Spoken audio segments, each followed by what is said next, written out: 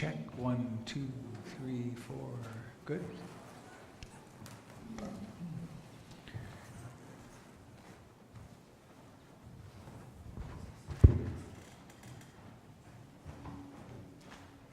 Check, check. 1, 2, 3, 4.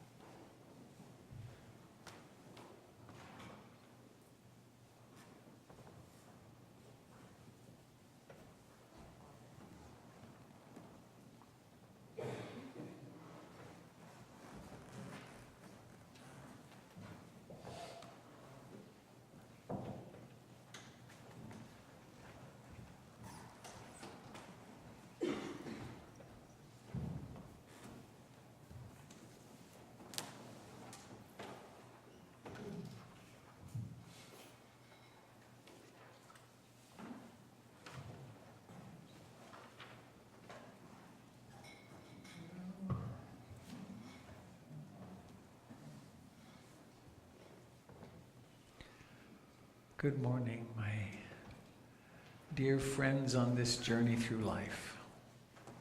It's quite a ride, isn't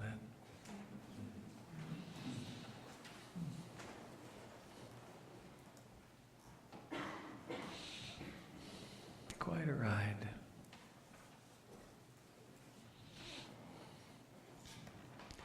Today, in our little corner of the world, we call it Father's Day. So I'm going to focus on fathers and the forgiveness of fathers and compassion for fathers, celebrating fathers. We all had one, amazingly. Strange way we come into the world. So please join me. Anybody here for the first time? I think so. A few. 1, 2, 3, 4. Well, welcome. As I like to say at this moment, I hope this turns out to be a really worthy undertaking for this morning, that it coming out pretty early on a Sunday morning, and I hope it, I hope it totally transforms your life, actually. I hope this community fits you very well. If it doesn't, keep looking, because the inner journey is the most important thing that we do in our lives. The world would have us think that it's other things, but they're all so fleeting.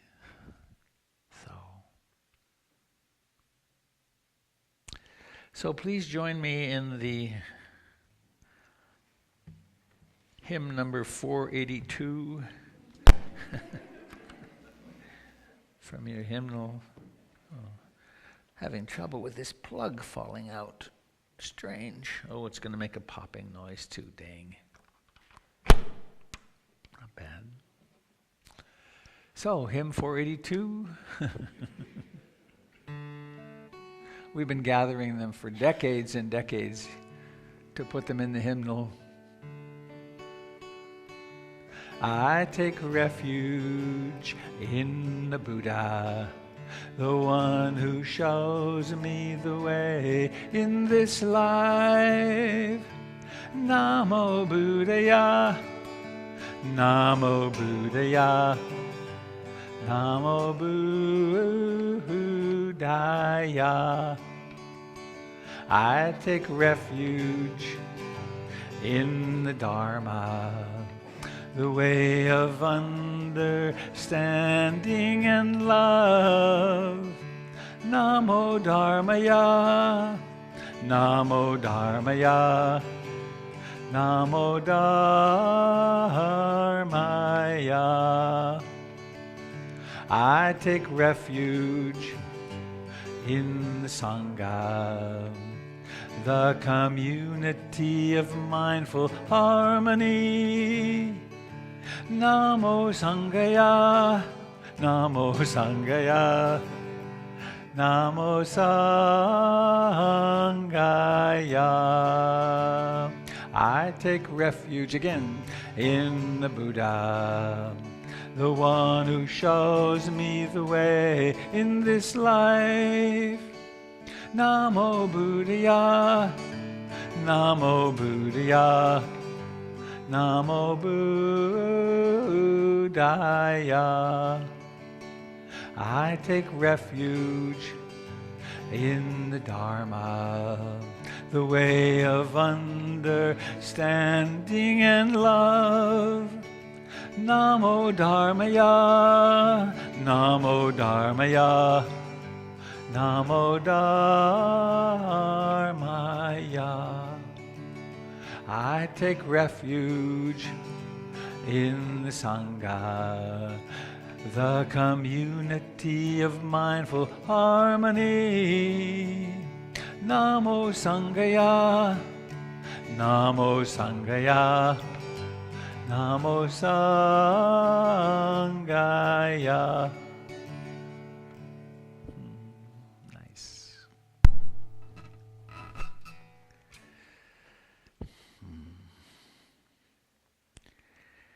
Taking refuge in that which is awake, in the way things actually are, and in the community of practice. Pretty sensible way to go.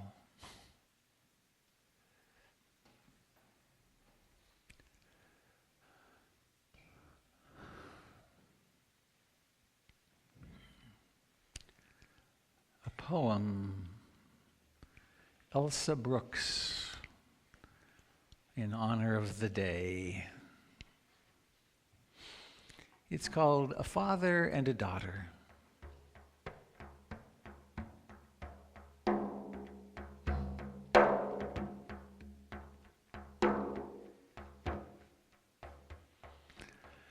She wakes up to the sound of crying, muffled in the darkness. She takes tentative steps to the room upstairs.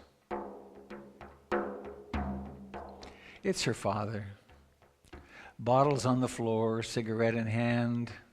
The room is subdued, smoky.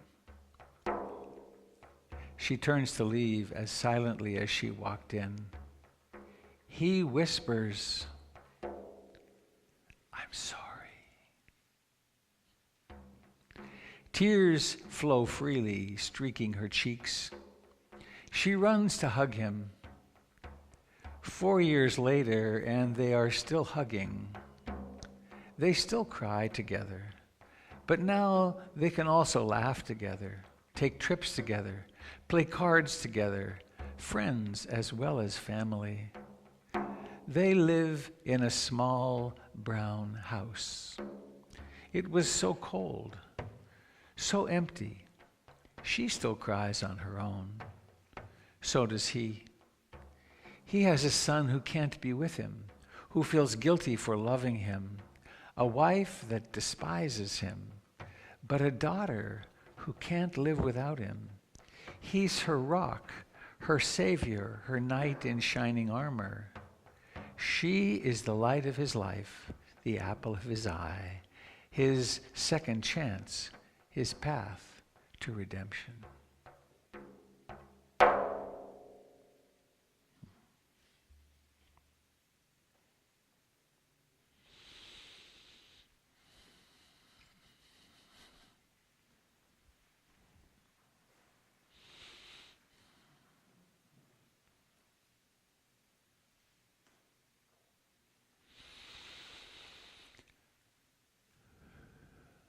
$2,600 years ago or so, an ordinary human being called Siddhartha Siddhartha of the Gautama clan.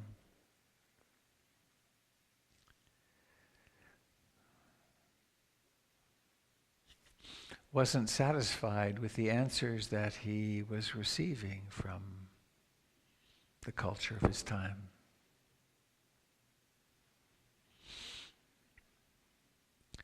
He wasn't satisfied with the promises of freedom after death, the stories of that. He wasn't satisfied with the best of the music and sensory experiences for the time. And he set off on a quest, which took him ultimately to sitting underneath the Bodhi tree in Bodh Gaya. And we're all on the same quest. Right? We wouldn't be here if we weren't seeking something. It could be stress management or psychological well-being.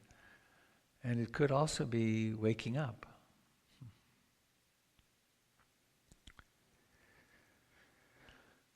So we do this ancient, simple on the surface practice, which requires no belief, maybe a little faith of a belief kind at the start, because we need to discover that it works before we can actually have real faith in it. But we don't have to swallow any dogma or learn some creed that we then commit to. Instead, we take refuge in being awake with what is in the community of our friends. And so to do that, we simply stop and we stop and pay attention to our own minds, which is where happiness and sadness arise. So let's do that. Let's sit comfortably upright. If sitting cross-legged really works for you, sitting on a cushion on the floor, if your legs can really relax and you can sit comfortably, then do that.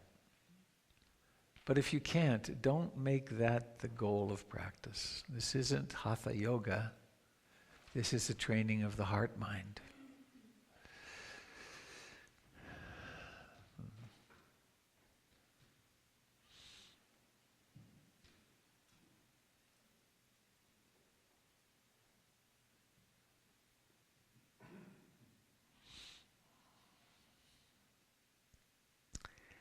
In regards to sitting comfortably, the human body is so remarkably uncomfortable all the time that we don't have to increase the discomfort in order to feel it.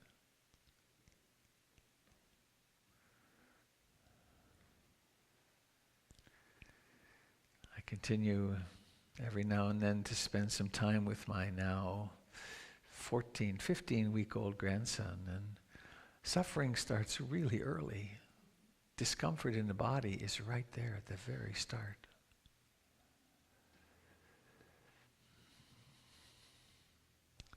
So we can notice that there is something of density here. There's a body. There are elements borrowed from the earth for a while, which comprise our sitting body.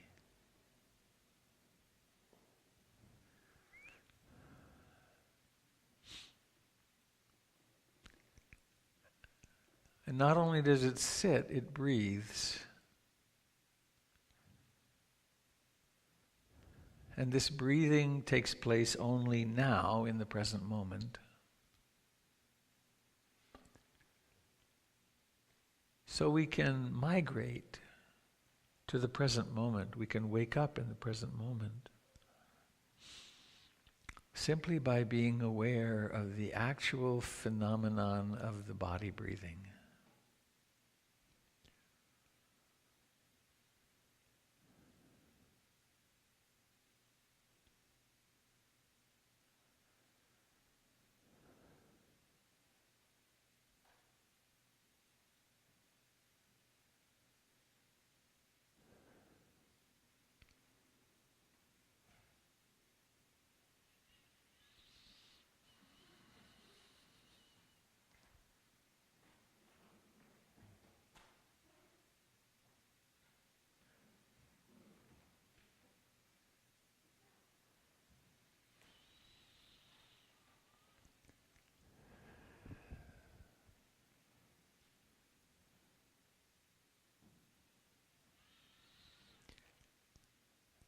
And it doesn't take long with this intention to stay present with the breath to realize how remarkably out of control the mind is.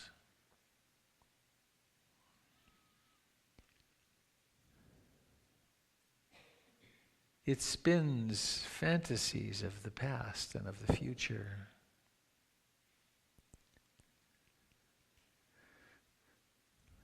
It manifests as emotions and moods and thoughts, perceptions.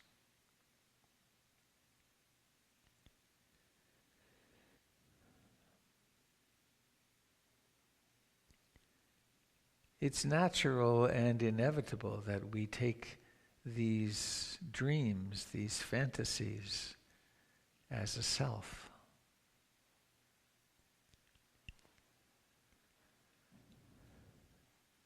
If we don't succeed at that, we wind up institutionalized for our whole life, or on the street.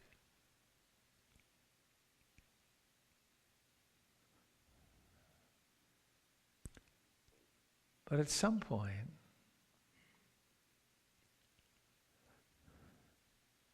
some people get very curious. What am I really? Am I really these thoughts and memories and moods? Am I this body with all of its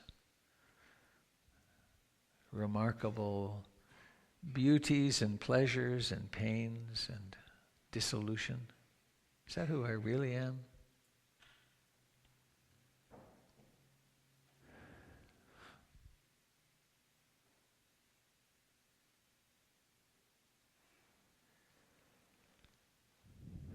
So please let us come home to the body, to the breathing,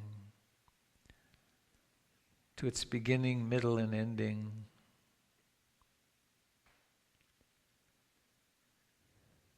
And also let us acknowledge and welcome whatever moods or thoughts, whatever arises.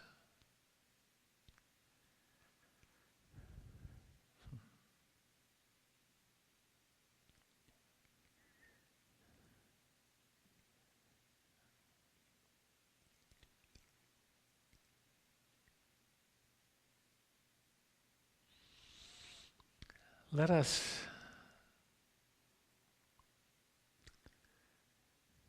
give up or relinquish the insane terminology of a war against this and that.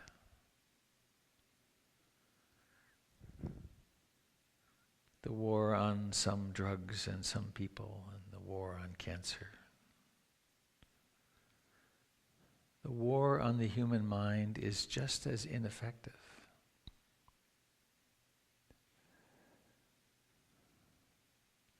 Let's instead practice love, in which there's room for everything.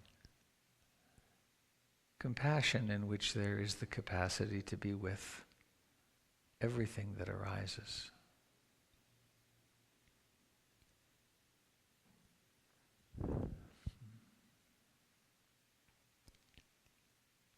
And so now coming home for a while to breathing, acknowledging what the mind does, taking a break from so much doing.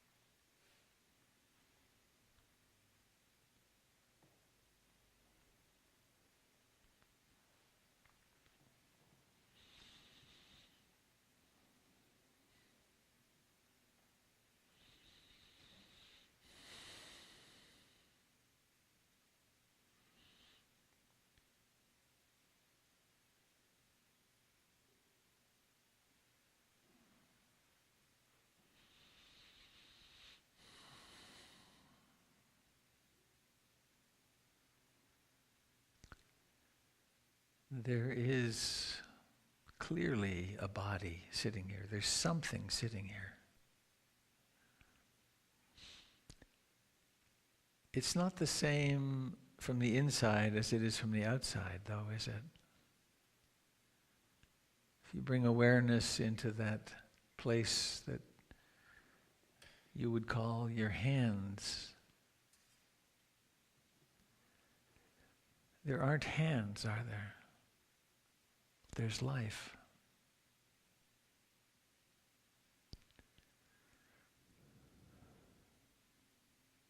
Same with the face. Same with the contact with your buttocks and the floor, your feet.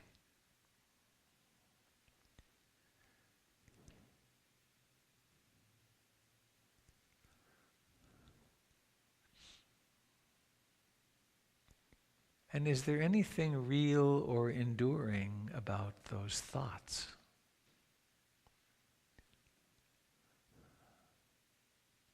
Moods are a little more convincing. They last over more time.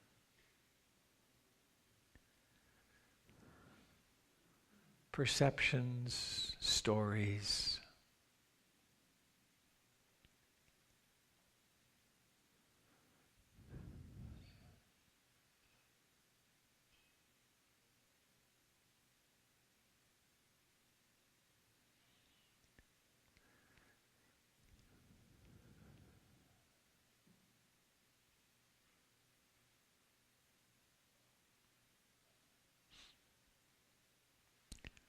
Notice how ephemeral they all are.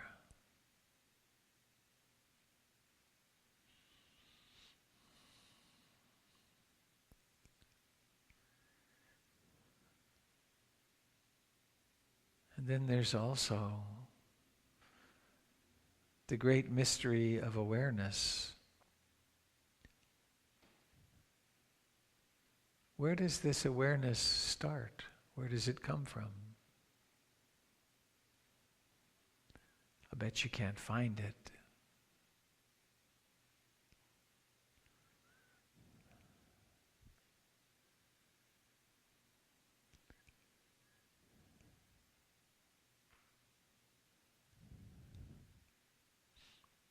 So there's a human being with a body and sense doors and liking and disliking and stories and fantasies of past and future. And there's consciousness.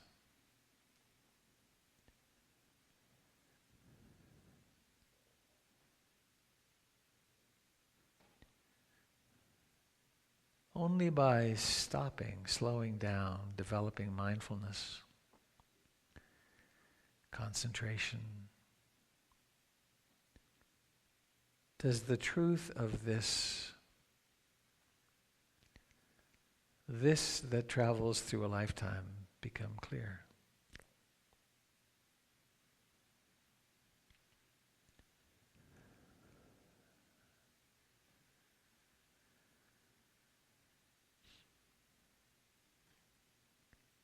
And as long as it serves us, as long as it's stabilizing, we can use mindfulness of in-breathing and out-breathing as a strategy to help us wake up.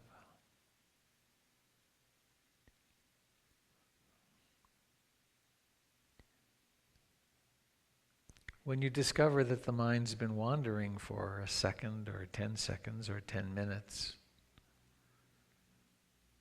that's miraculous. And then there's that apparent capacity to come back to the sensations of breathing. That's pretty impressive too.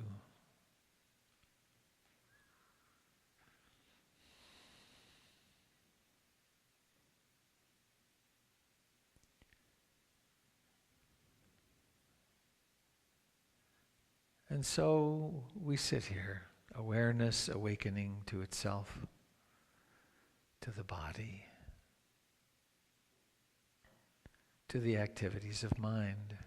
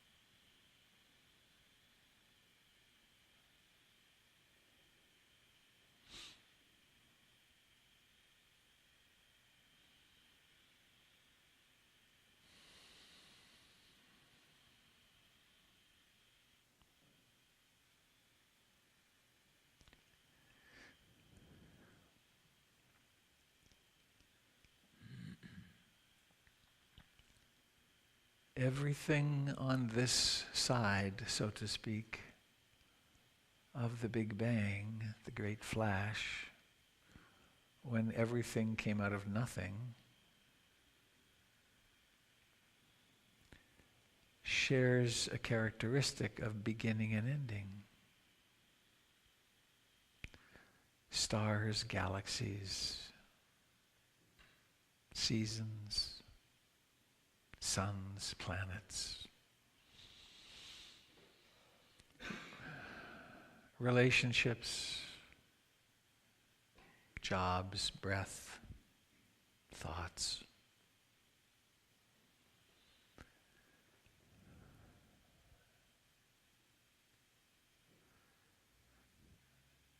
This simple breath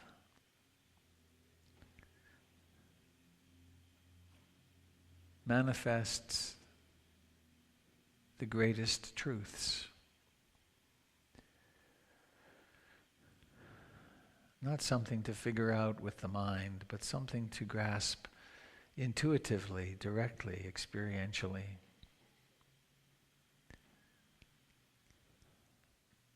Same with thoughts.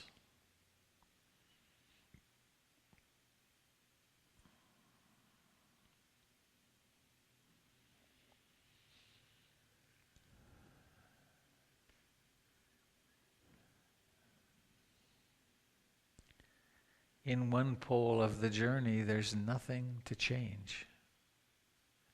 No purpose to improve anything. It just is.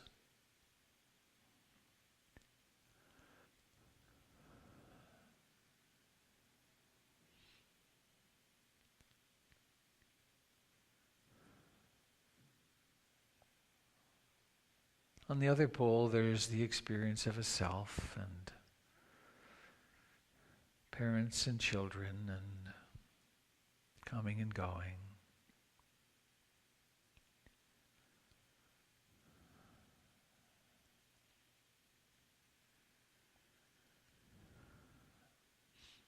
So we can attend carefully to this experience of breathing in and breathing out. Not with tension, not violently, but just very lovingly, very intimately. This breath right now. How much can you love this breath right now?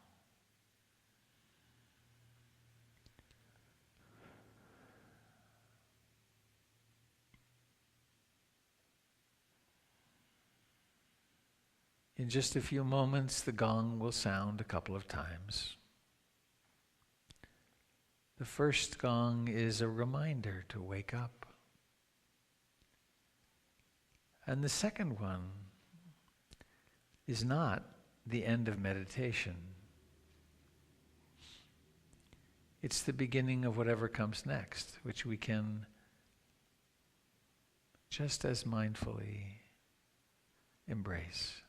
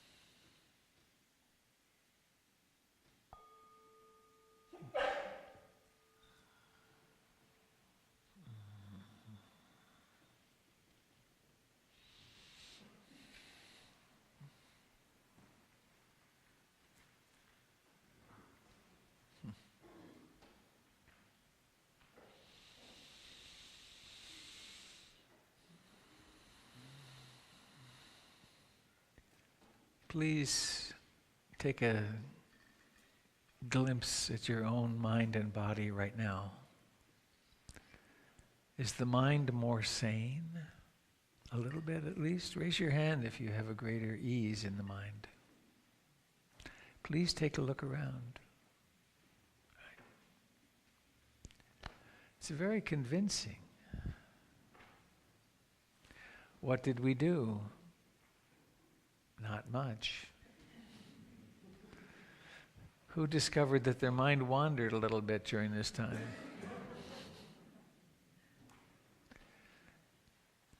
That's the game.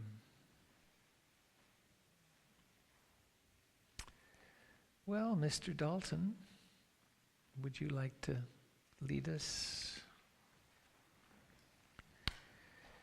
Jim Dalton is a proud father today.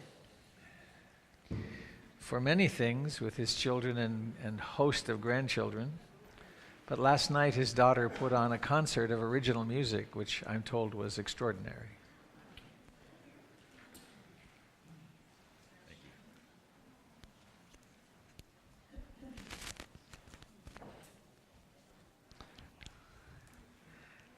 Yeah, there was lots of tears running down two faces last night, my wife and I.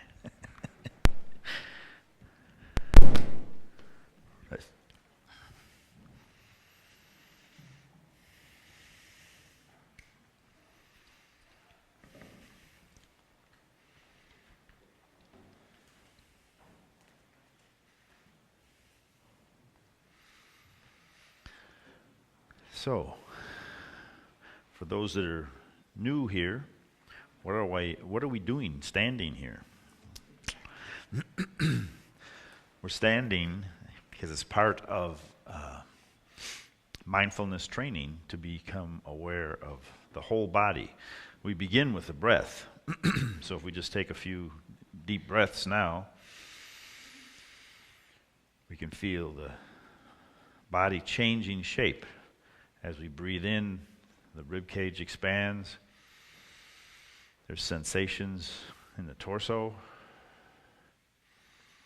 Maybe if you're taking a full breath, your collarbones rise a little bit. But part of training the mind is training the mind to follow the breath, because it's a solid anchor. It's always there. About the time that we start to wander, we need a new one. So we can pick it up.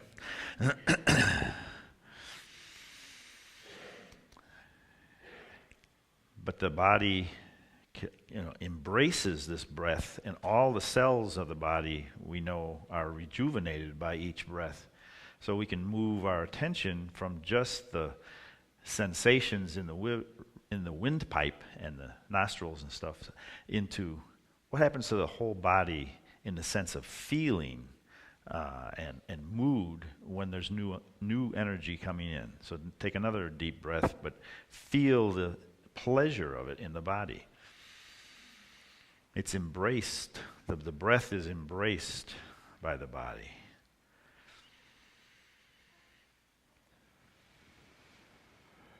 So we become aware of breath, we become aware of body, we become aware of feelings and moods, and then the mind wanders. And we go, oh, those are thoughts. Those are different than feelings, and they're different from sensations. So we start with the idea of expanding mindfulness into several different areas of human enterprise.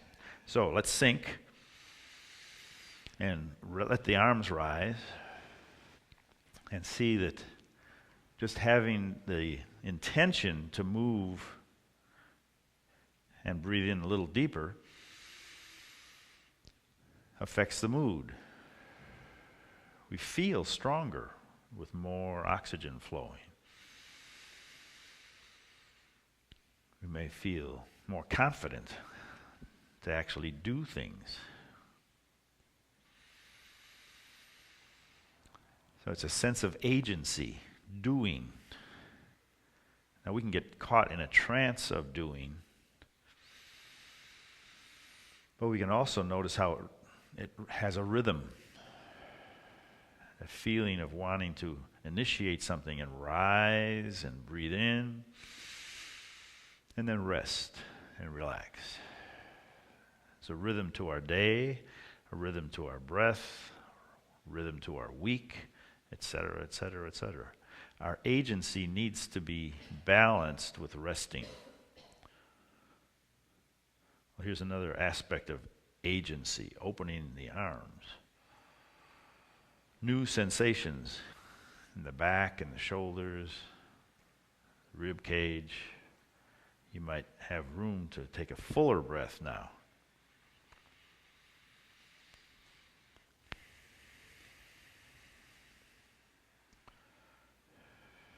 A little different rhythm. Breathing in and out and in and out.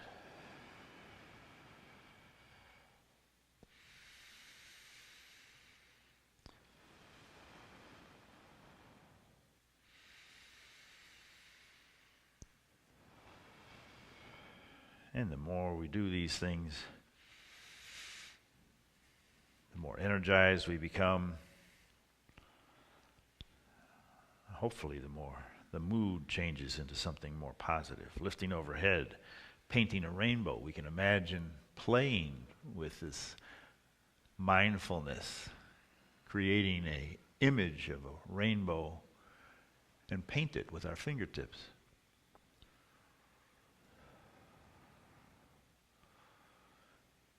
That has influence on the mood.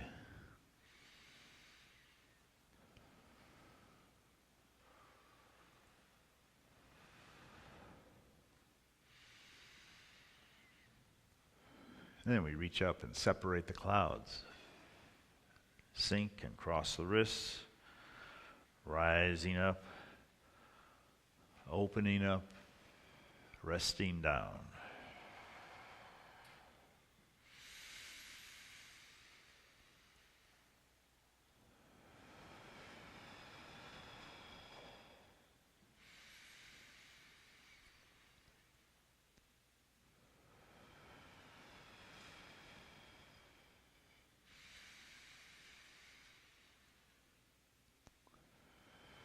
And then opening to the side, palms up, bring one hand in and push with the other. We get more complicated with the hips moving, the hands taking different positions. Instead of just mirroring one side with the other, we have one palm up and one palm forward. And the brain can keep track of this. Set up a nice, easy rhythm.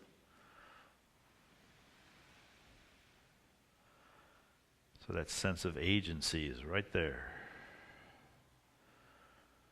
I make an intention and then I do it. Drop it down and open the shoulders fully. And notice how the breath changes.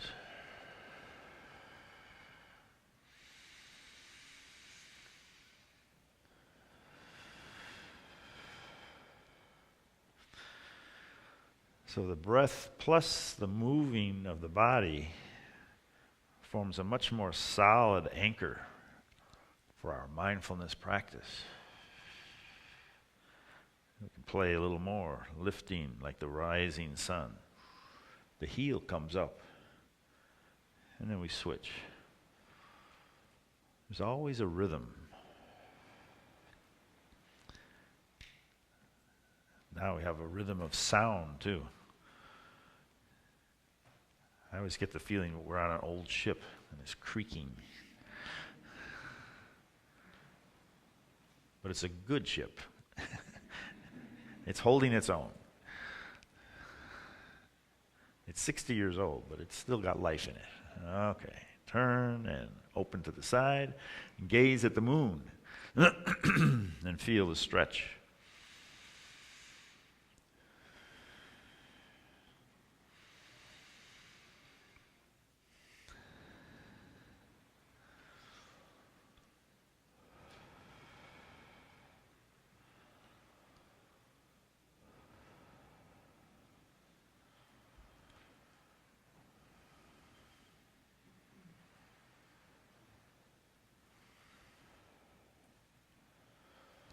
pressing across.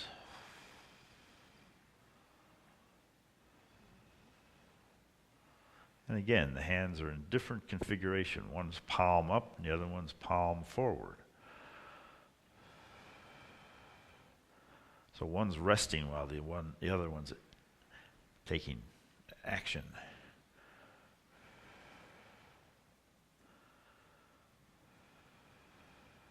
So the sensations are very different. And then playing with the imagination, again, we reach across, focus on the palm of the hand, let the other one face towards the earth, and draw both hands across, then switch. We call this cloud hands, as if there's clouds drifting across the sky. We try to sink into that kind of mood, just making room for a cloud drifting across the sky with a shadow on the earth. So where's our perspective? We're sitting on a little rock at 12,000 feet, watching the clouds go across the valley, trailing shadows beneath. What sort of mood arises with that?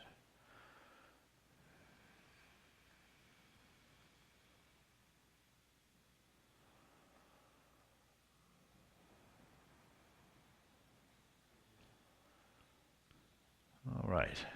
Then we're going to have a little more sense of agency. We'll step forward and splash in the sea, and then rock back and lift the toe.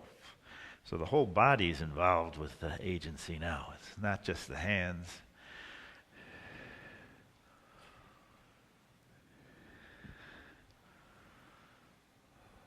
Riding the waves.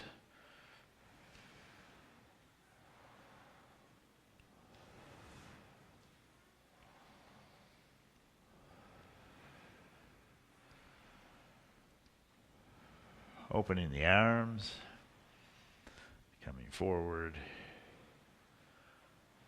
palms up, palms down.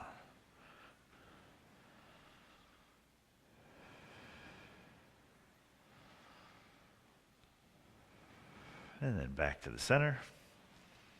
Step out to the other side and splash in the sea. And if you hit somebody, that's a blessing. It's not an attack.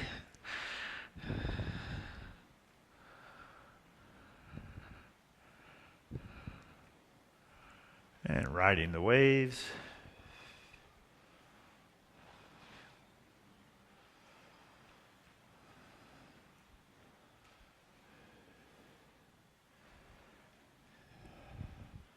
Opening the arms. It's easy for the mind to settle on the moving body. There's new sensations every second.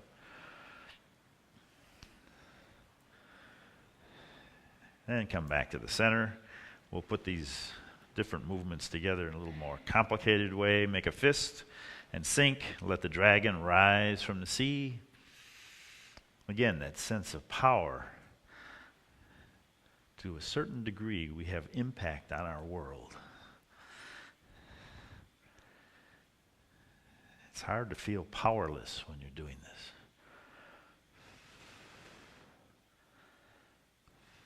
And then up on the toes, we'll soar with the cranes.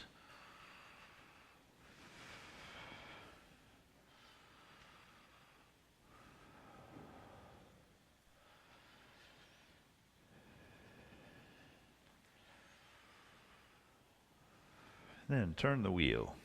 The whole body gets involved again.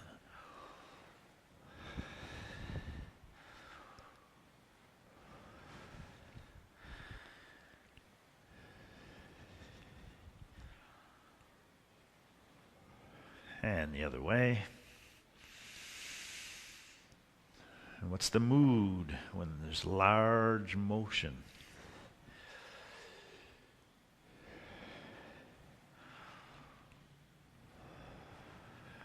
Once more.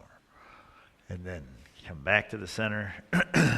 Find our feet under our shoulders so we have a sense of connection with the earth and balance.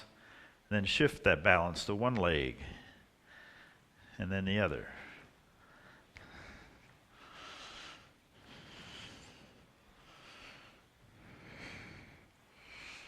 So bouncing the ball, playing with a marionette, have some sort of image to keep all this together. They're all going different directions.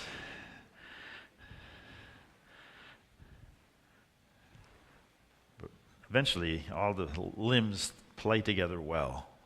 Breathe in and release. And watch the mood change.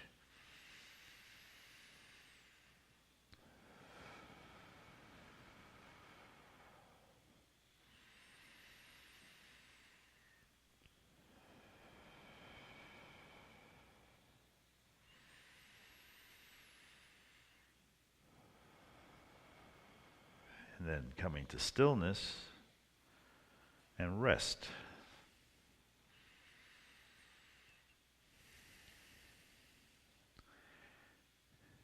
And then scanning the body. Where are there areas of new life, new vitality, new energy as a result of all these different movements? Places that might have gotten tight and stagnant, sleeping on one shoulder or the other last night, or driving a long way to get here. Now those same areas are breathing deeper, enjoying the sense of life, vitality moving through the body with each breath.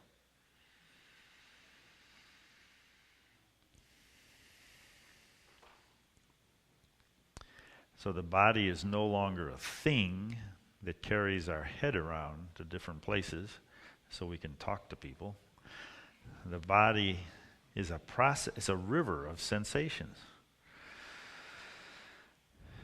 No more thing, just life.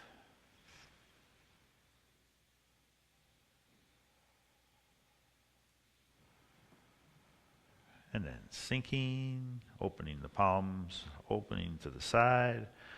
We embrace all this experience in gratitude. We still have a body that works. We're upright and breathing, aware on many different levels, and knowing when we shift. Once more.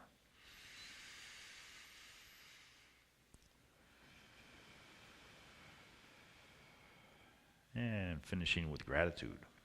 Thank you for practicing together.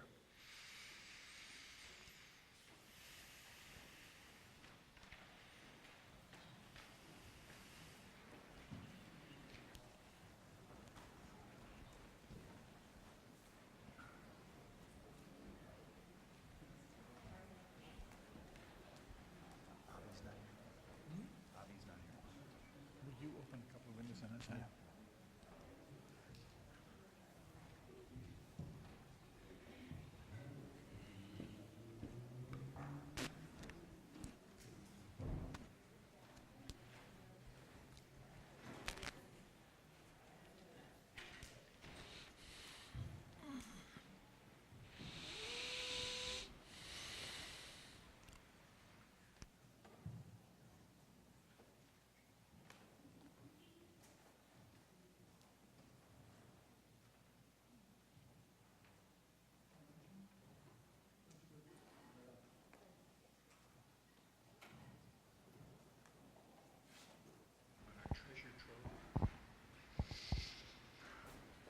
Hi, everyone. My name is Michael Midshall, and I'm the volunteer that takes this lovely sack of goods to people who can really use it. When I first walked in the door this morning, I looked at this and I thought, oh my God, what a beautiful treasure it is for people that are on the street.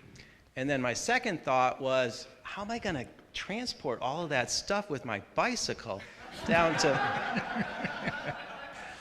Transition Projects, where this is all distributed out to those that are in great need. So I really just wanted to say thank you for all the people that continue to give.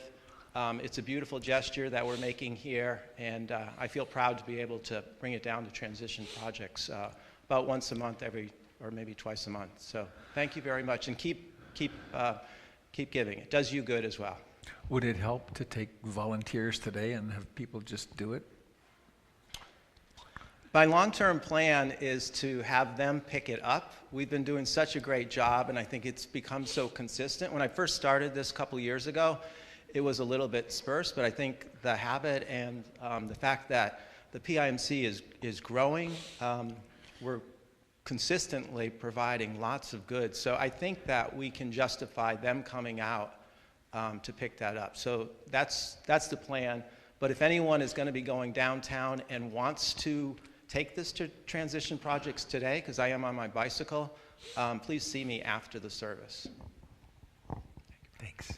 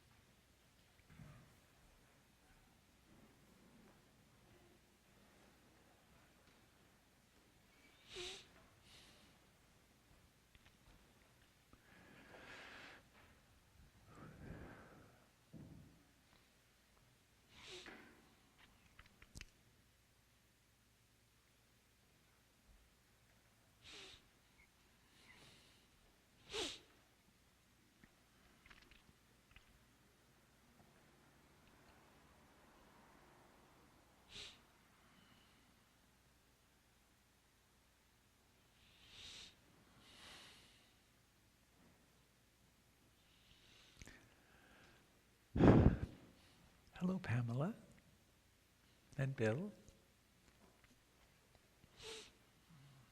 And hello to those of you joining us on the internet. Not today, Pamela and Bill, because now they're in Portland.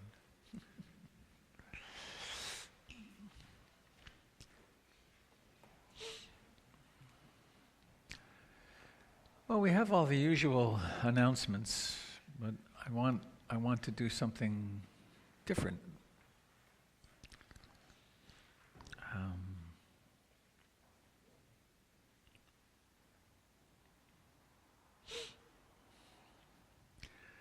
I am a conscript.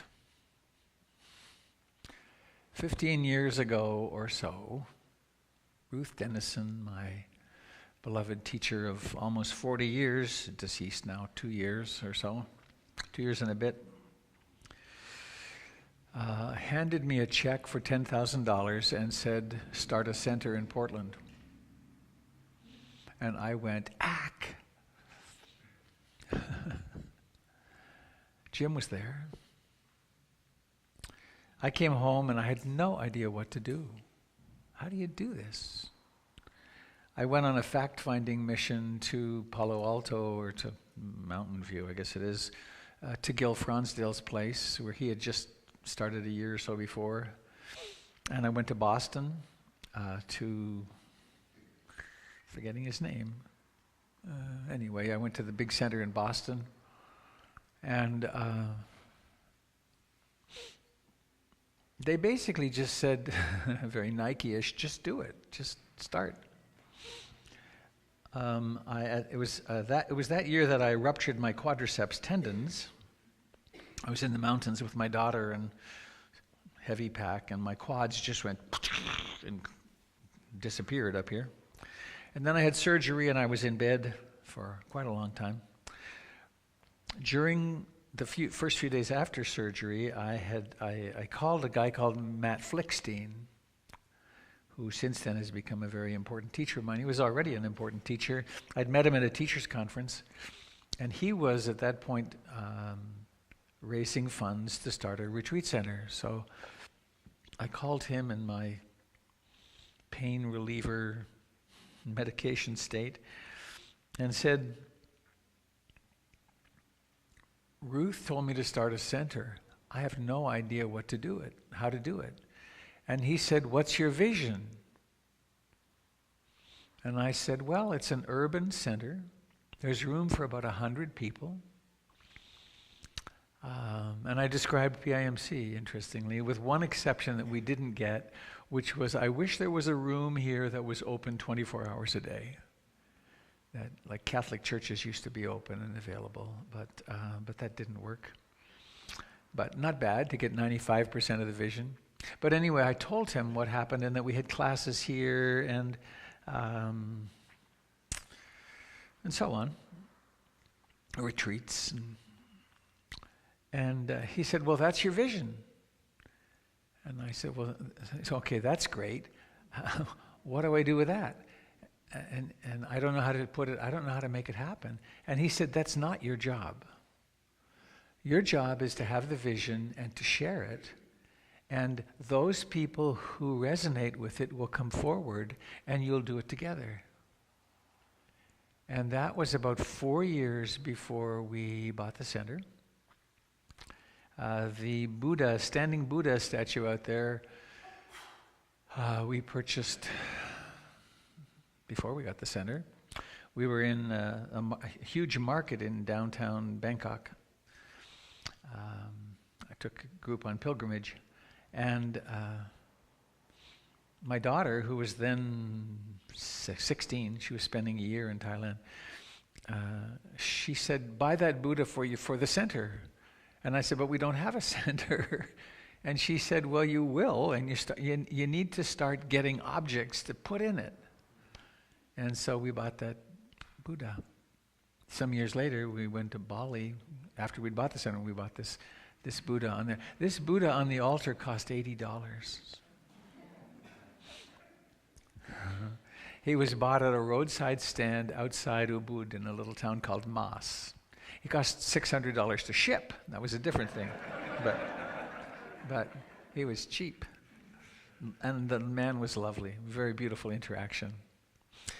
Anyway, there came a time, we'd been talking about getting a center and getting a building, and we'd started looking at places, and this one came on the market.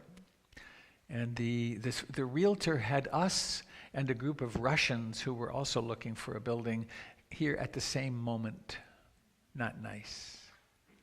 But there's a whole story of how we managed to raise $475,000 in 5 days, and promises and loans, and Ruth Dennison was extraordinarily generous.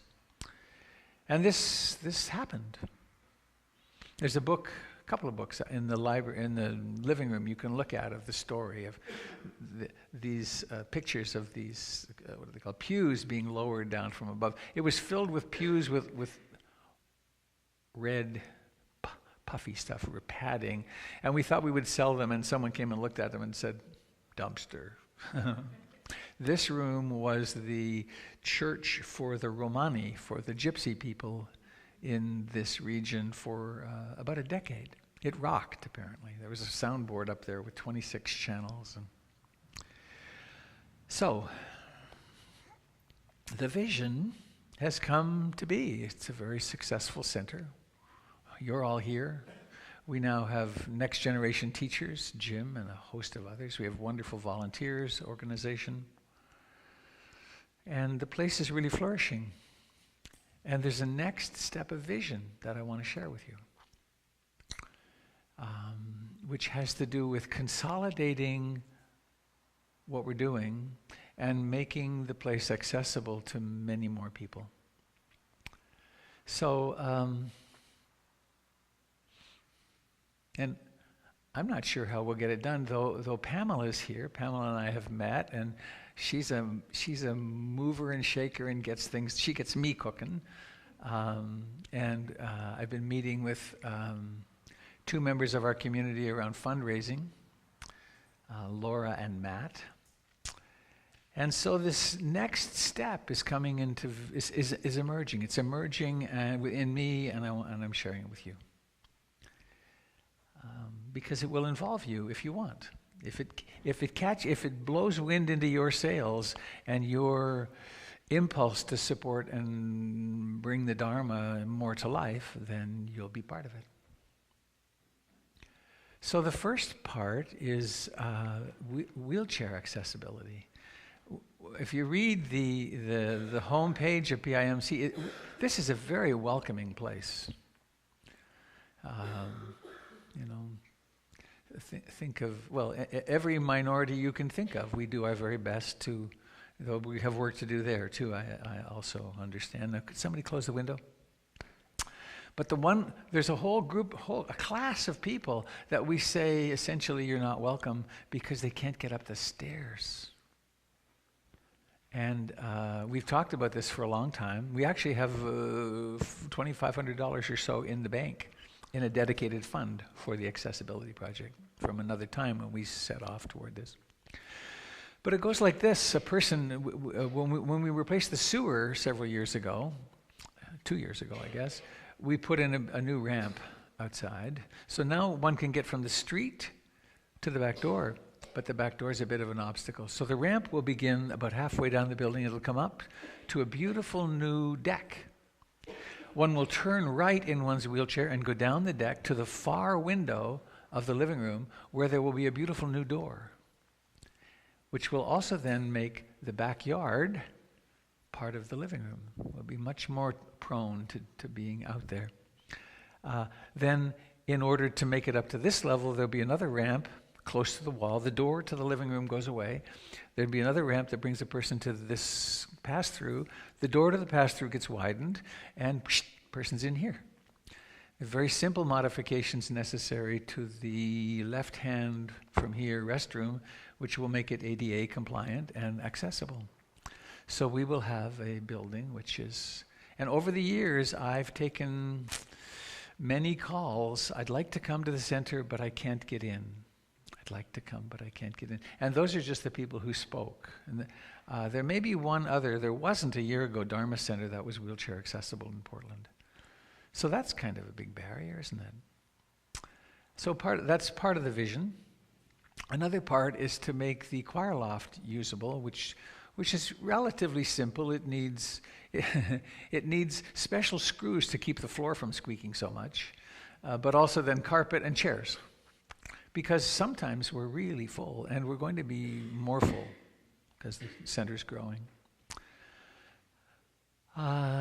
This beautiful building, is not attached to its foundation, and so I had one of those companies that does that come and offer a bid several years ago. Then it was $13,000 or so to tie the building to its foundation.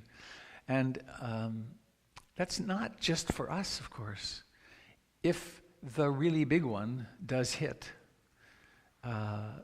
this building could be incredibly useful to people in the neighborhood and us, those of us that live nearby, to make real use of. So that's another part of the vision. Scary when you touch it and things change. We're not going to address all of this right at the start, but here are all the dimensions of it. The kitchen, Nancy Turner and I, when we, together with Jim and friends, created the center, we got the kitchen, appliances secondhand, and we got all the counters and so on second or third hand. We got them from the rebuilding center. And we've rented the place out for weddings a few times, but it's one of the major impediments is the kitchen. So we can remodel that. The building needs painting at some time before too long, and we're going to need a roof, not instantly, but we want to find out about all that so that we get ourselves on a stable financial footing for this remarkable vision to continue and grow. At the present time, we could use volunteers. If we had in the community an architect, a general contractor, and someone to do drawings, architectural drawings or vision. We have the plans. We got a fair ways into this some years ago, but there wasn't the staying power in myself and in the team to make it happen. But this time, it's going to happen because the vision's clear, as you can hear. So if you could assist in any of those ways, the architecture, contracting, and doing drawings, please see me. And you'll be hearing more about this as time goes on. I'm leaving. I'm actually not here the next 5 Sundays, which is a first for it to be that long. I'm going on a vacation with my family, and then I have 2 retreats to teach. So we have a marvelous team of next generation teachers, so I do hope you'll come and support them and support the community and yourselves. So it's kind of exciting, more than kind of exciting. It will be such a relief to me when the first person rolls up the ramp. I feel teary again. When the first person rolls up the ramp, because I've been talking about it. And when I met my first wife, she came with her mother, Joan McLaughlin, who became a lifetime friend. And Joan had 30% hearing in one ear. And so within a week of purchasing the center, we had an amplification system for sound. And we had about a month later, we had our first system for the hearing impaired.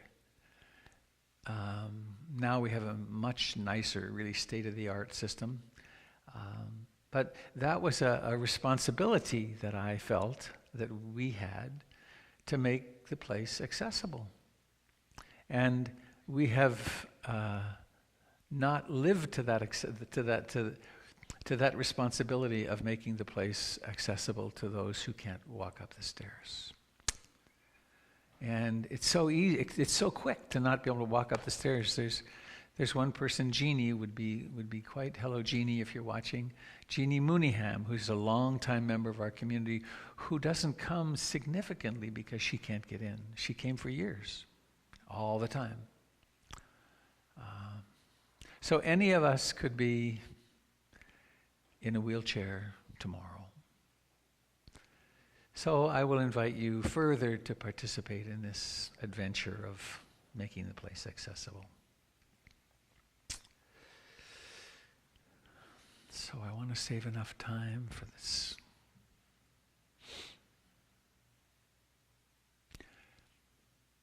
If you're not already on the listserv or the announcement list, you can get on that by signing. To be part of the community, it makes sense to be part of the communication network. You can also be part of the community and contribute your generosity. Oh, Kirsten, just in time.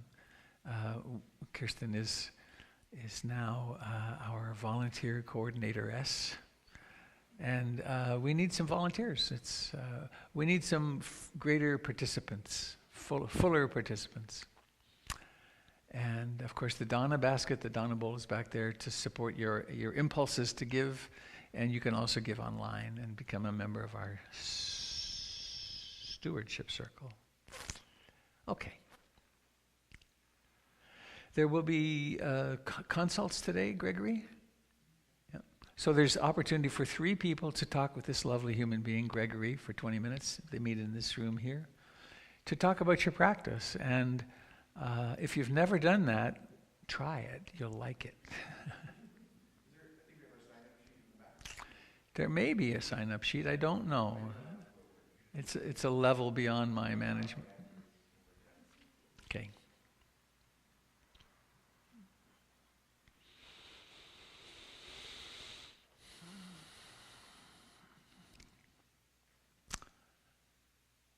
Last, I guess, but not least, invitation. Through those doors, in the living room, there's a beautiful display of food, which must be eaten. And there's coffee and tea, and you'll discover if you go through there are some really nice people also. And when they get in there, they escape from silence, and they get to chat with each other. So, okay. Please.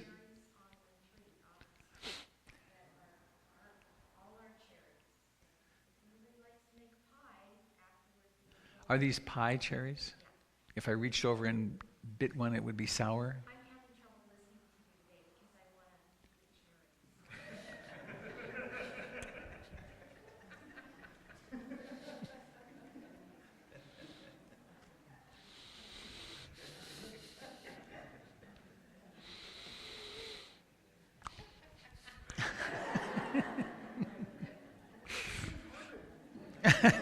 What? There's a standing. All right. What do you think? Oh, yeah, not bad. Good. Wow. All right. Felt a little bit like a rock concert. They're throwing. Okay. So, this. Thanks for being here today. And thank you for allowing me to play my conscript role.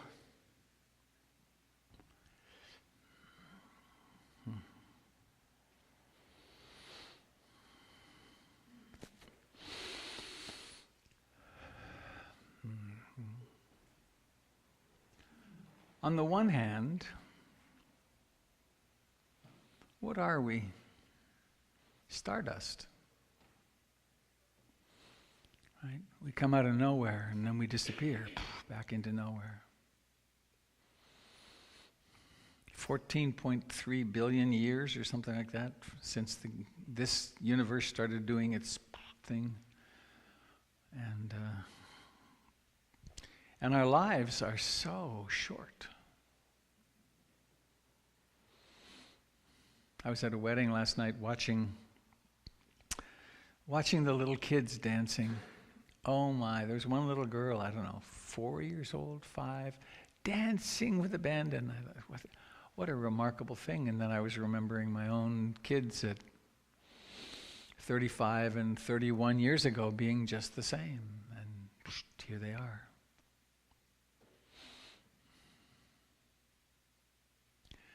So, on the one hand, stardust and sort of, in a certain way, inconsequential and empty.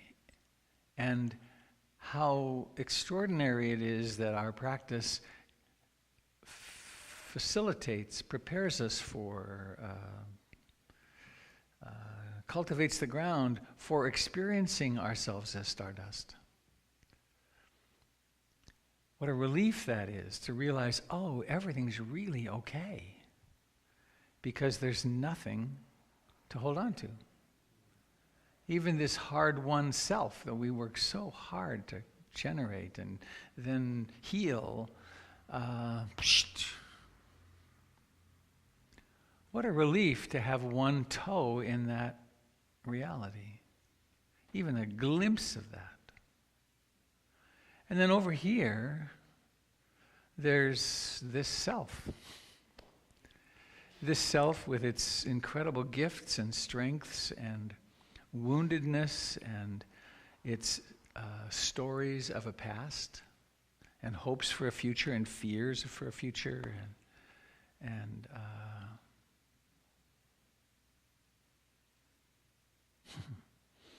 interruption from the right hemisphere. How many of you have seen Wonder Woman? Oh my goodness. Great movie. Great movie. This won't ruin it for you, but love wins. Love wins against all obstacles. And that's true over here, that by learning to love ourselves and each other, we actually learn to live more happily and to live more kindly and to be more generous and love and compassion. And we don't come by love and compassion by accident, or maybe we do to some degree, but we can if we discover a spiritual undertaking, a path. We can really grow our love and our compassion and our wisdom and our kindness, and we really can become noble beings, beings who are more capable of caring for each other. So I want to talk today a little bit, and then maybe open the mic up. I'd like to speak about those beings who in this lifetime have played the role of father. Right? We tend to say, my father,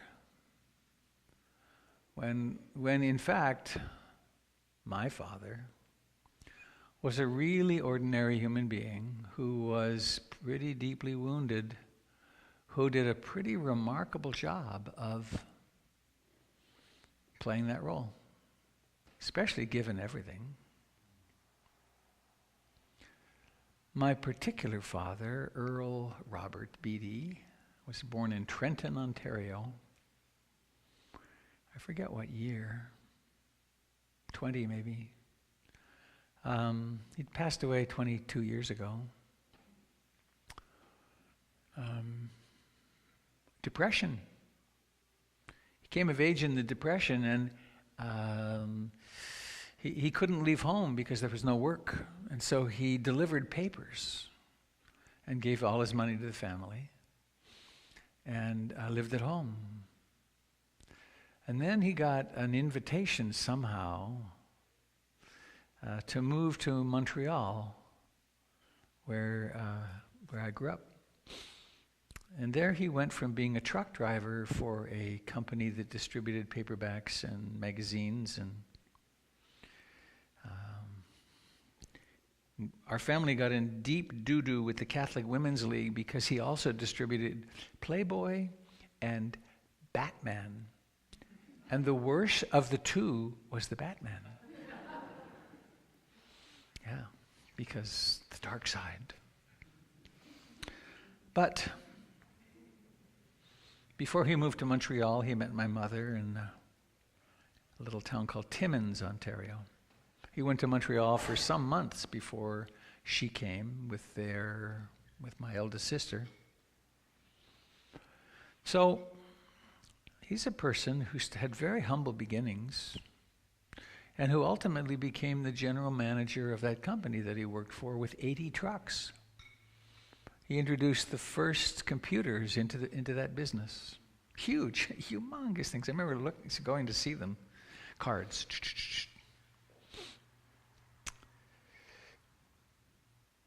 To the best of my knowledge, I think he was rather significantly physically abused by his father, who was a railroad telegrapher and lineman. He never hit me. He never hit any of us. I criticized him mightily because he would get really angry and go downstairs, and he had a circular saw, which he taught me to use. My carpentry skills are all from him, and skiing. But he would go down and saw up old wood, old pallets, shipping pallets, and he would throw them. And I was talking with my therapist very critically of him one time about how he used to do this, and he would terrorize the house with his anger. And he said, "And did he hit anybody?" Maybe he found a great way of sublimating that rage. Pretty interesting.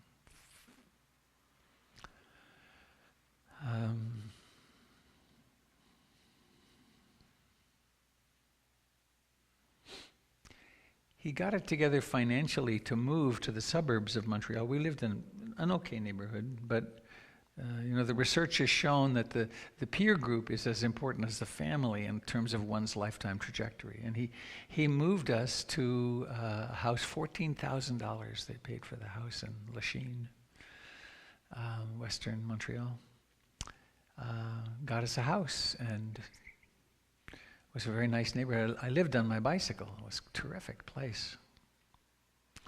And then there was, of course, as I say of my mother, she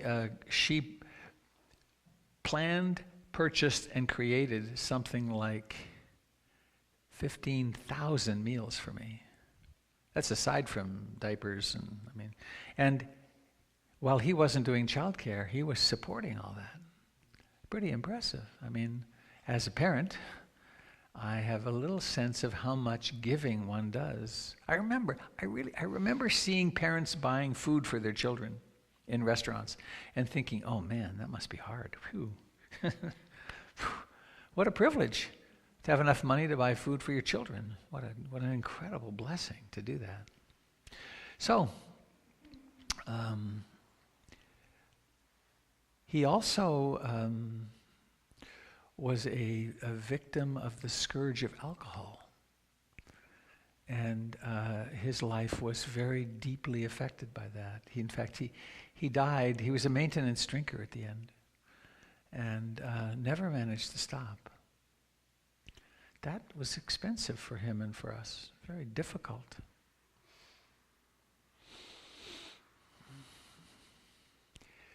A few things he said. He was a man of few words. Among them, one time he said, in a very difficult moment, he said, "Robert, we do the best we are." That's a wise statement, huh?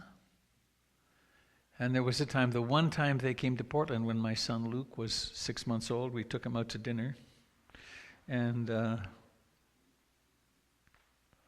I asked at dinner, if you were to, I'd bless me with your wisdom. What would you say? What advice would you give me now that I'm a new father? And he thought for a little while, and then he said, "Try not to hurt anybody,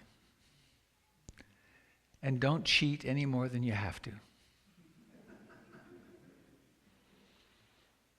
Phew.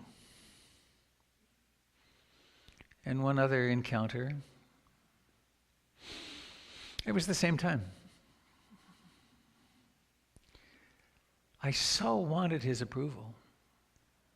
He didn't have much approval from his father, and it wasn't part of that generation to be approving. I learned from one of his friends, one of his close friends, after he died, the friend at the memorial service, the friend came and said, "We tried to get him to back off on you. We tried to get him to see that you were following a different poetry, that you were following a different drummer." But he had difficulty giving direct praise. But when I asked him, I'd like your blessing on my work. And he said, "Oh, hell, Robert. You can't expect me to understand that psychology stuff. But you're making a living, and I don't think you're hurting anybody." Oh. That's pretty nice, huh? So,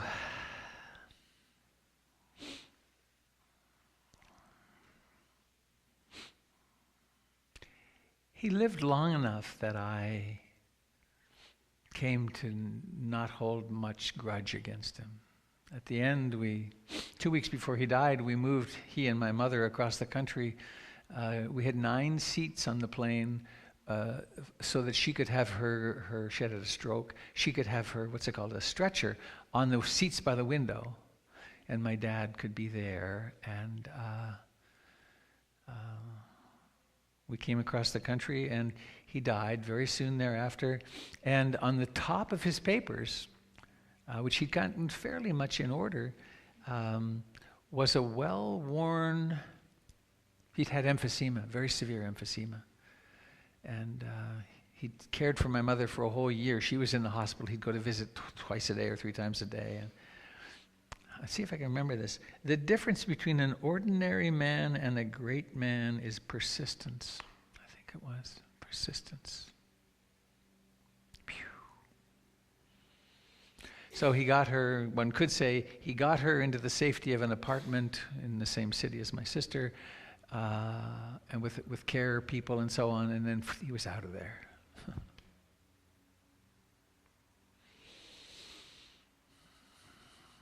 So, fathers, I think it's really important that we remember that fathers, our father, was an ordinary, is maybe. How many of you have your father still alive? Oh, how nice. Yay. How many's father has been gone more than 10 years? More than 20? Yeah.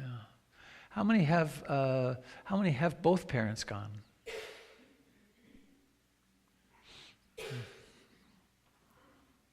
It's interesting, isn't it, how it changes things?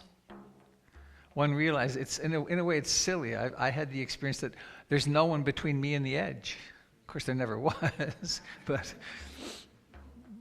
So here's a little piece from Kathy Kelly in the Sun magazine, February 2005. My father was the second oldest of 7 children. His mother died of a brain tumor when he was 17. His father, a violent alcoholic who had beaten his wife, promptly abandoned the children. The younger ones were placed in foster care or in a Catholic home for working boys. My dad kept track of them all, hoping to bring them together under one roof someday. He never succeeded. My grandfather held an inexplicable grudge against my father. He would mail Dad postcards from seaports around the world that read, "Dear Jim, I'm alive, no thanks to you." Toward the end of his life, my grandfather lived on the street in New York City. My dad paid the owner of a flop house my grandfather frequented to make sure his father always had a meal and a bed. My grandfather died in that flop house of tuberculosis sometime in the 30s. My father did not tell me these stories until I had kids of my own. By then I was mad at my dad because his own drinking had made our home a scary place for me as a child. I was mad at my mom because she'd been so passive, hardly ever getting out of bed. I was mad at my brother for leaving home and never looking back. I was mad at my sister for being everyone's favorite. I felt the world owed me one big apology. My mom had plenty of time to apologize as she lay dying, but she didn't. My dad didn't apologize for his drinking, but he did get sober. That was apology enough for me. It was a pleasure to listen to him hum a tune as he stood on a ladder in my house making electrical repairs for me and the kids. I'm older now, and I have learned what a mistake it is to wait around for people to apologize. A wise person once said that holding on to anger is like eating rat poison and expecting the rat to die. No longer do I look down on people who offend me, extending forgiveness from my lofty perch. I understand now how limited we all are by circumstances, time, place, history, and luck. We humans are a frail lot. Compassion seems to be the only thing that saves us. I am older now and have learned what a mistake it is to wait around for people to apologize. A wise person once said that holding on to anger is like eating rat poison and expecting the rat to die. The Buddha said that holding on to resentment is like taking a burning coal from the fire and holding it tightly in our hand. No longer do I look down on people who offend me, extending forgiveness from my lofty perch. I understand now how limited we all are by circumstances, time, place, history, and luck. We humans are a frail lot. Compassion seems to be the only thing that saves us.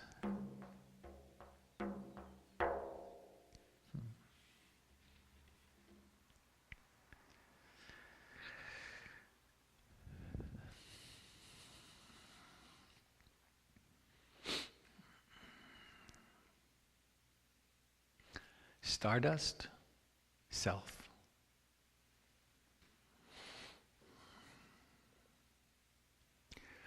What if it's really true that all that exists is right now?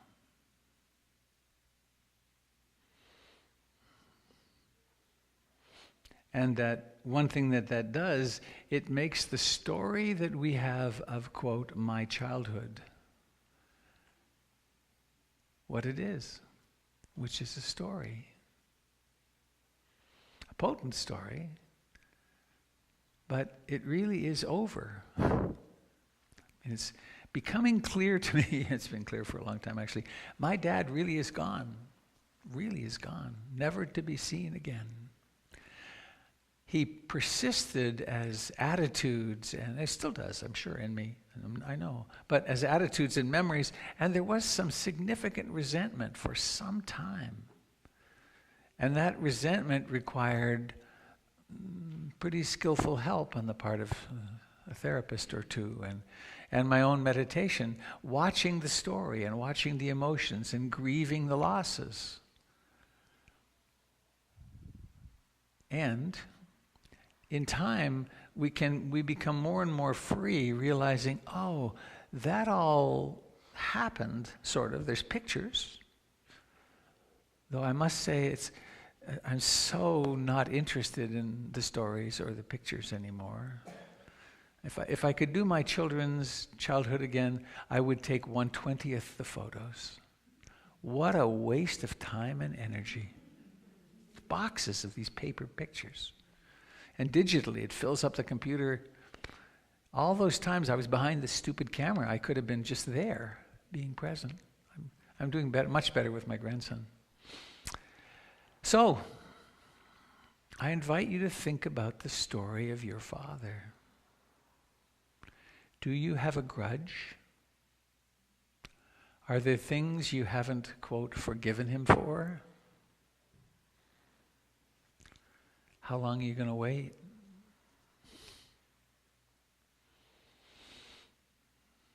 Are you waiting for him to say he's sorry? Now, caveat.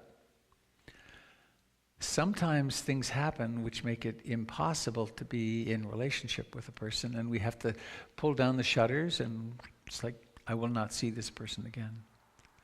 But we don't have to pull down the shutters in our heart. And that potentiality arises through compassion.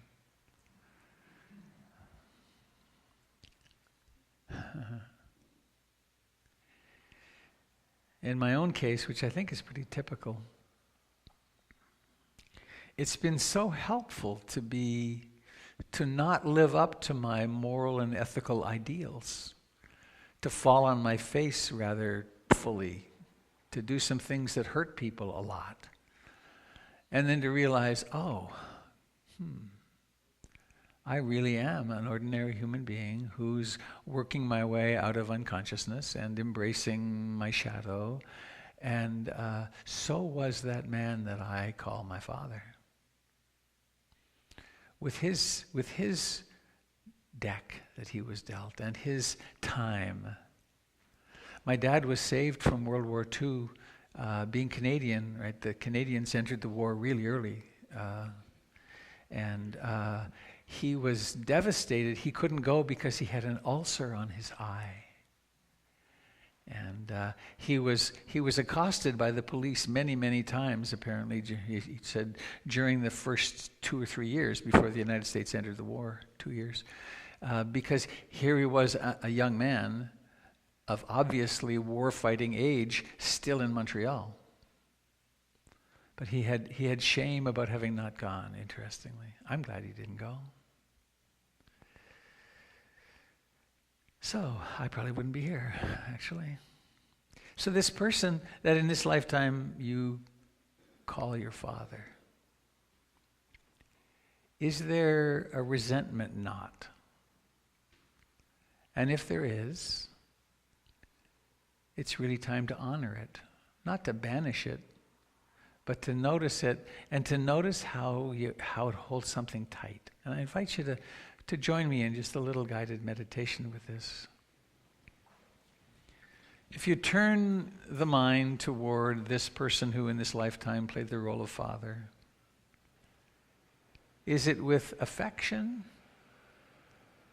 aversion, neutrality?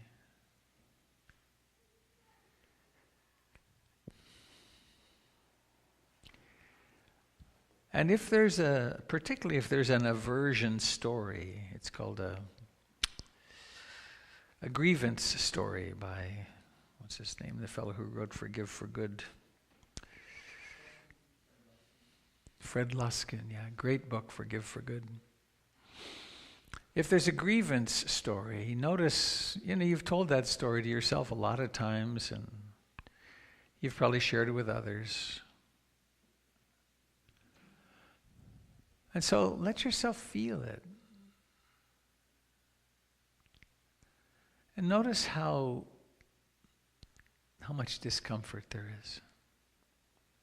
Any resentment we hold is a constriction in consciousness and body.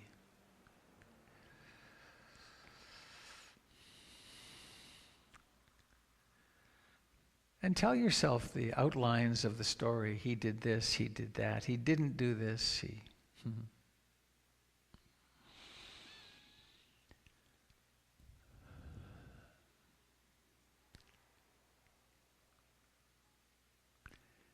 And then take a moment to remember the realities of your father's life.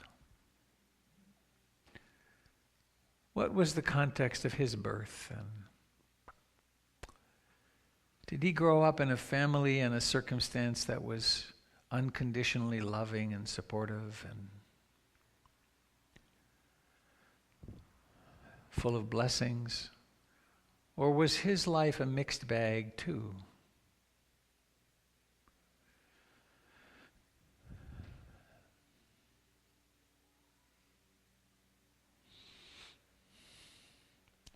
And we're just kind of cracking the window open on this here this morning. If this attracts you, you can do much more and go much deeper.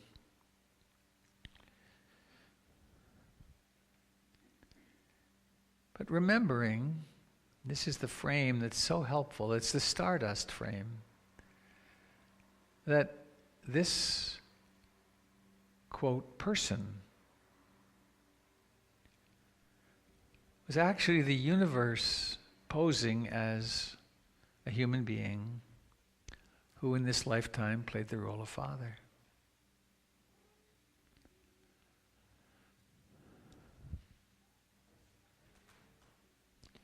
And remembering, if you need to keep your boundaries clear and solid, and this isn't about forgiving and forgetting, that would be madness. It's about forgiving and remembering. It's about putting down our end of the rope of tension. And you might try some word experiments. Maybe have a conversation with this imagination that is in your mind of Father. You can imagine having a conversation with this, quote, father figure where he's developed the world's best communication skills, where he can be really empathic, where he can, in your own heart-mind, say those things you've always longed to hear. What have you always wanted to hear from your Father?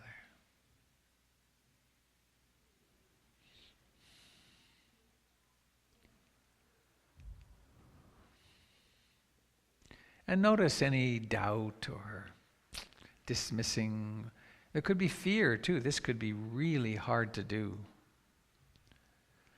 So we only do as much as we can in any given moment.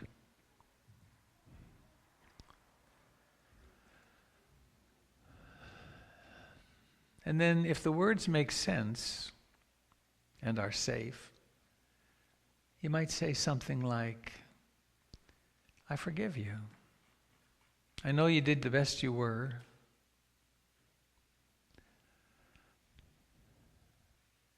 But I want to set myself free. I want this energy back that I use holding this resentment. And let your breathing be full. And those words, I forgive you, as much as I can in this moment. I set you free. And then sometimes it's useful to go the other way. Recognize, I too have had my oar in the water and have been less than loving sometimes. Please forgive me.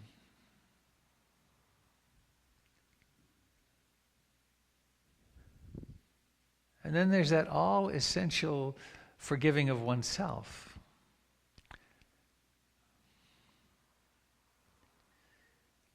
No longer do I look down on people who offend me, extending forgiveness from my lofty perch.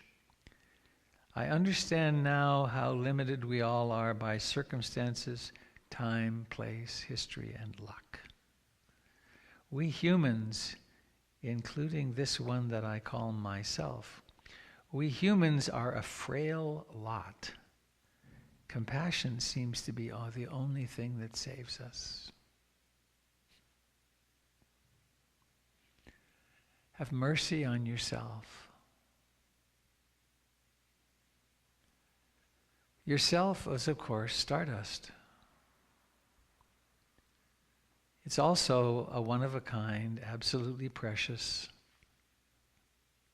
incarnation, which is making its way through a lifetime and waking up.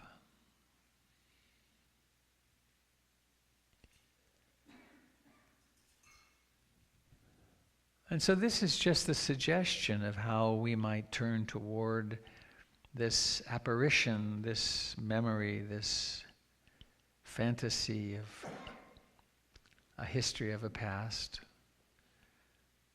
and letting it end, letting it inform our compassion heart.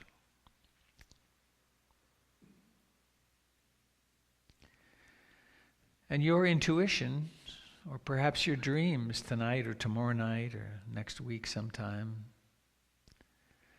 your intuition can help you with this process of relinquishing resentment and becoming more loving and compassionate toward this person who in this lifetime played the role of father.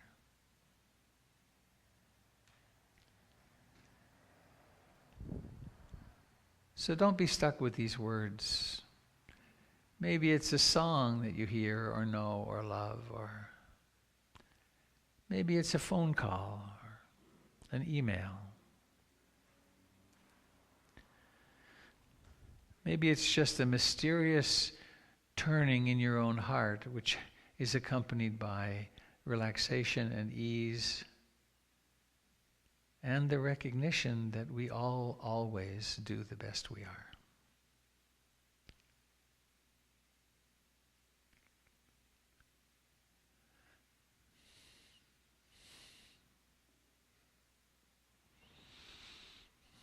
This is a poem by Wendell Berry.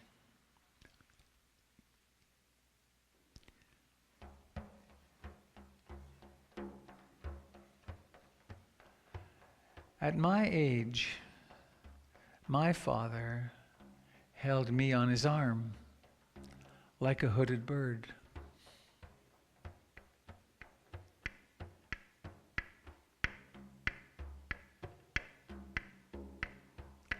And his father held him so.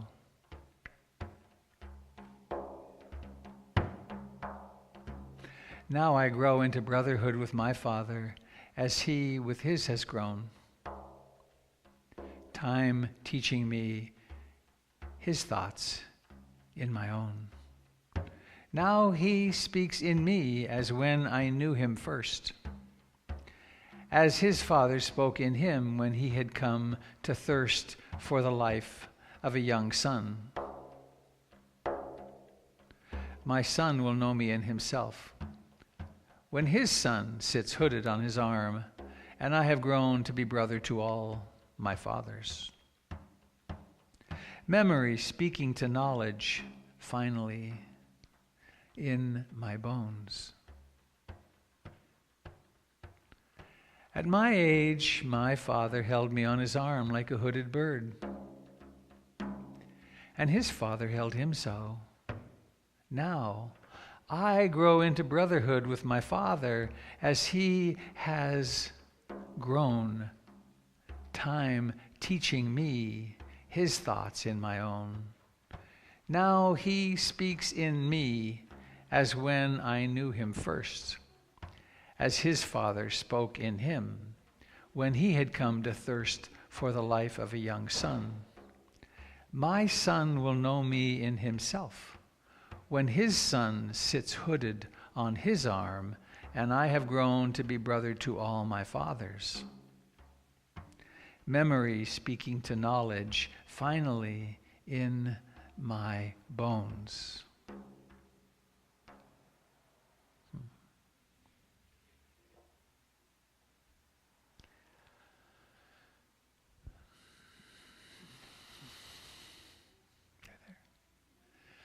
Well, thank you, my friends, for your kind presence and attention. How fortunate we are in our refuge spot and with these absolutely priceless teachings that can not just help us with stress management and psychological well-being, but actually transform our lives. Transform our lives so that we then become very active agents of love and compassion in this world that sure seems to need us. So have a lovely day. Happy Father's Day to the fathers in the room, and I will be gone for quite some time. I'm very grateful to Gregory and Jim and the others and Kate who will take the helm. I'll be checking in. I'll be watching. That'll be fun. You better be good. So, thank you all so much. And we're going to now make a big circle, and then there'll be a little circle in the middle for the kids. And any grown-up who would like to revert to your child nature, come and be in the middle.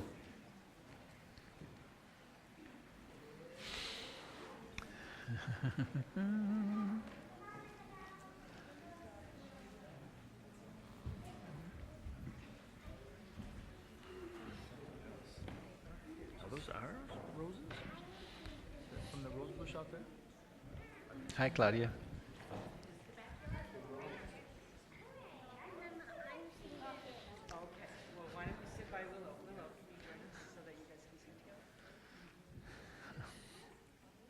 Hi. Hi, Tara.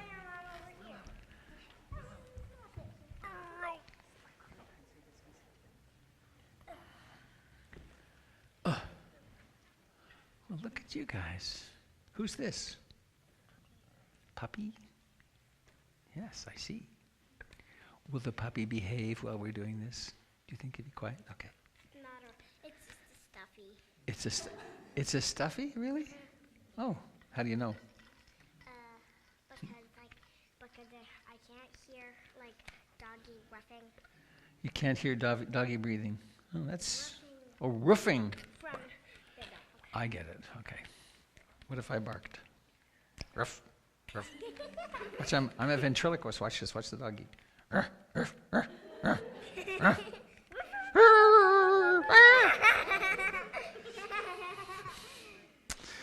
All right. Can I hold your hand? Can I hold your hand?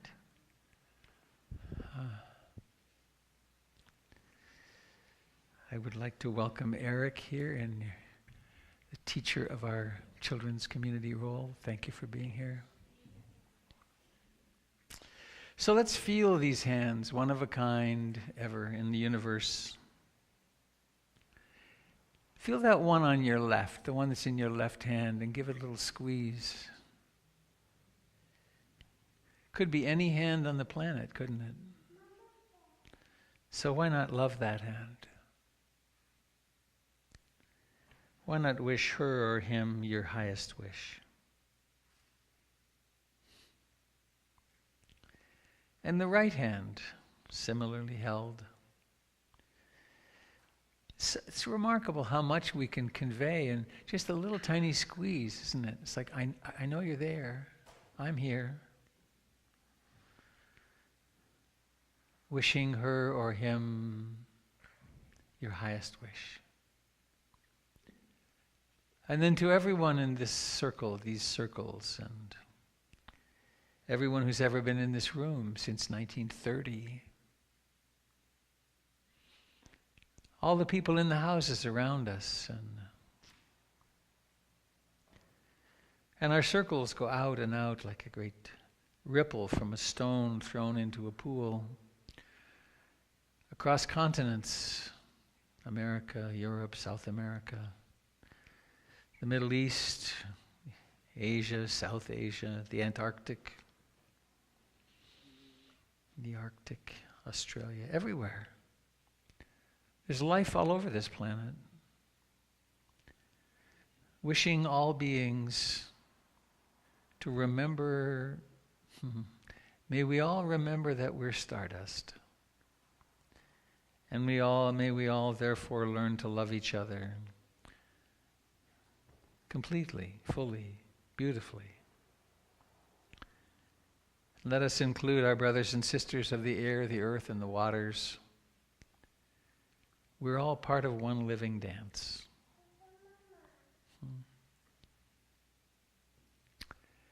And so we have the ancient ritual of blowing out the candle. Everyone in the room gets to take a big deep breath. Oh, first we have the song. I forgot. Who's singing? You girls? Okay. You want to come together? Oh, the dog. All right, here. I'll hold the dog. Ruff, ruff, ruff, ruff, ruff, ruff, ruff.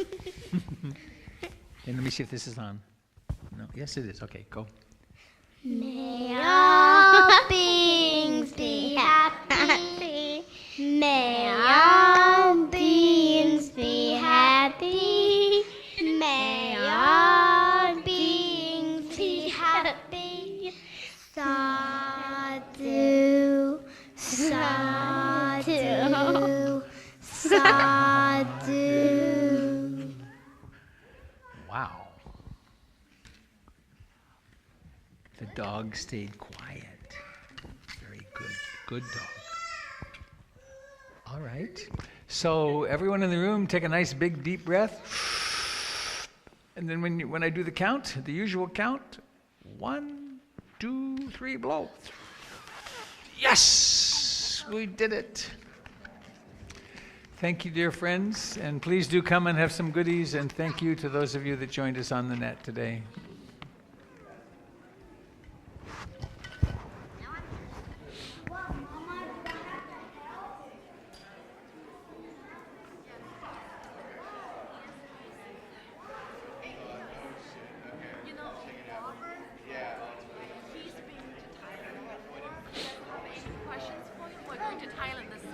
You are? Great. Have you been snorkeling?